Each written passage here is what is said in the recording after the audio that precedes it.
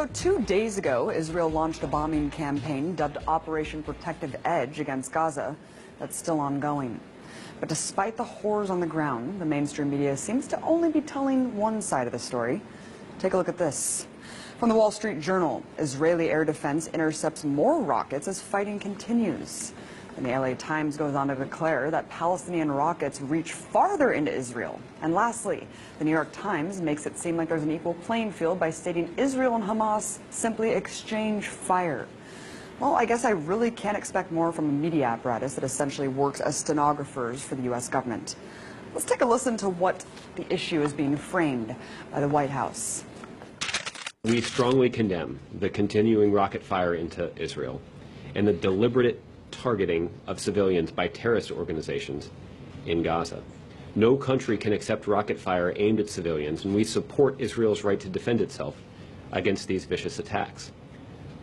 At the same time, we appreciate the call that Prime Minister Netanyahu himself has made publicly to act responsibly. Wait, what? Acting responsibly?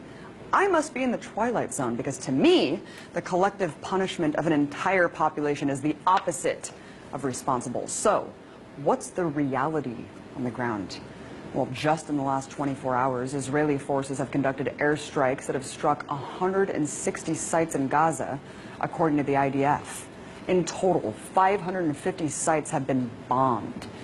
And considering the fact that Gaza is one of the most densely populated places on Earth, with over 1 million inhabitants, any aerial strike conducted in the region almost certainly means civilian deaths. In fact, at the time of this broadcast, the strikes have killed at least 53 Palestinians, including 8 children and an 80-year-old woman. According to the Palestinian Minister of Public Works and Housing, at least 50 homes have been destroyed so far and 1,700 damaged.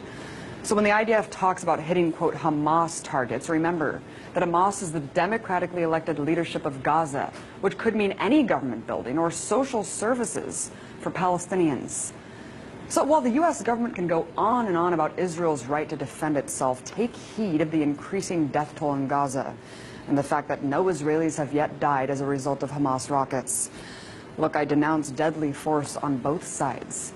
But it's important to not frame this as a cycle of violence that's equal.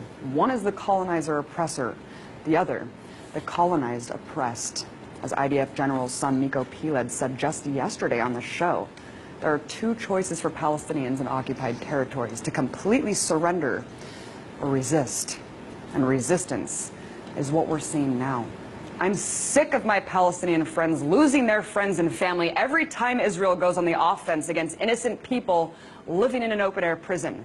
So if demolishing homes, conducting mass arrests, and bombing civilians is, quote, responsible, I shudder to think how many people have to die in order to define irresponsibility.